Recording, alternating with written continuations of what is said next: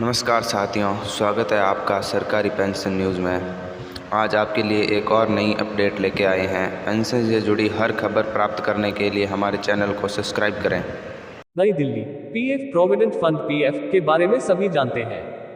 सभी को मालूम है कि सैलरी में कुछ हिस्सा पीएफ खाते में जमा होता है और जिस कंपनी में काम किया जा रहा है वह कंपनी भी उतना ही पैसा खाते में जमा करा रही है। लेकिन इससे ज्यादा खाते के बारे ज्यादातर लोगों को जानकारी नहीं होती।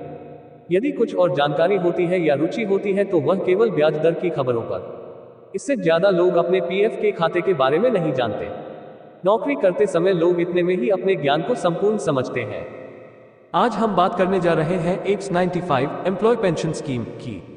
यह क्या है, इसका पीएफ खाता धारकों पीएफ अकाउंट होल्डर्स से क्या संबंध है, पीएफ खाता धारकों को क्या इसके बारे में पता है, क्या कंपनी पीएफ खाता धारकों को कभी इसके बारे में विस्तृत जानकारी देती है, क्या ईपीएफओ विभाग ईपीएफओ कभी इस बारे में अपने खाताधारक इसके बारे में बताता है, क्या खाताधारक खुद इसके बारे में ज्यादा जानने का प्रयास करता है। अधिकतर लोग इसके बारे में न में जवाब देंगे। जो लोग नौकरी कर रहे होते हैं उन्हें ईपीएस एप्स शब्द केवल उस समय सुनने को मिला होता है जब एचआर विभाग कई फॉर्म पर साइन करवाता है। इनमें से एक फॉर्म ईपीएस का होता है।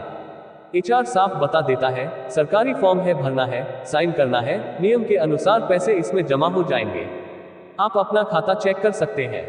इसके बाद होता यह है कि अधिकतर साल में एक या दो बार अपने खाते में जाकर रकम देख लेते हैं या फिर कंपनी द्वारा पैसे जमा कराए जाने के बाद ईपीएफओ विभाग से एक एसएमएस आ जाता है और पूरे काम की इतिश्री हो जाती है। ये गलत है। अमूमन ज्यादातर ऐसा करने वाले लोग अपने साथ अन्याय कर रहे हैं। यह अन्याय वे अपने साथ ही नहीं अपने परिवार के साथ और अपने पैसों के साथ भी कर रहे होते हैं।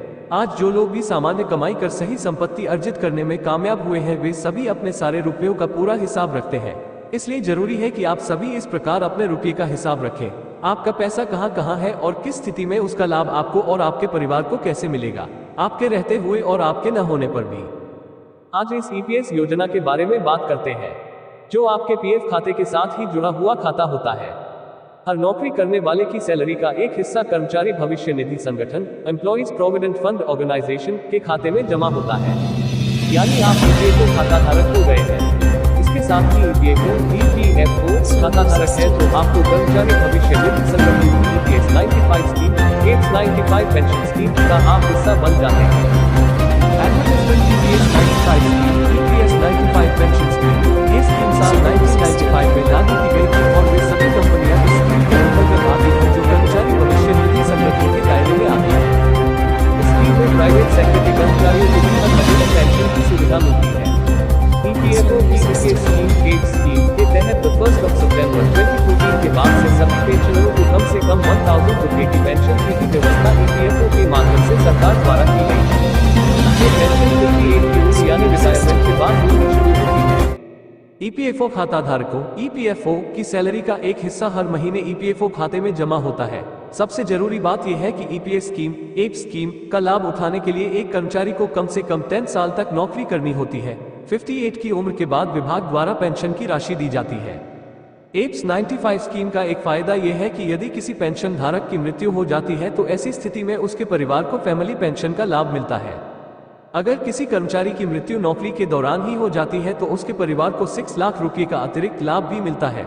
वहीं ईपीएस 95 स्कीम ईपीएस 95 स्कीम के तहत अगर पेंशन होल्डर का कोई परिवार नहीं है तो ईपीएस स्कीम के तहत नॉमिनी को जीवन भर पेंशन का लाभ मिलता है। वहीं अगर आपने 10 साल की नौकरी पूरी नहीं की है तो आप 58 साल के बाद पीएफ खाते से पूरे पैसे निकाल सकते हैं, लेकिन आपको हर महीने पेंशन का लाभ नहीं मिलेगा।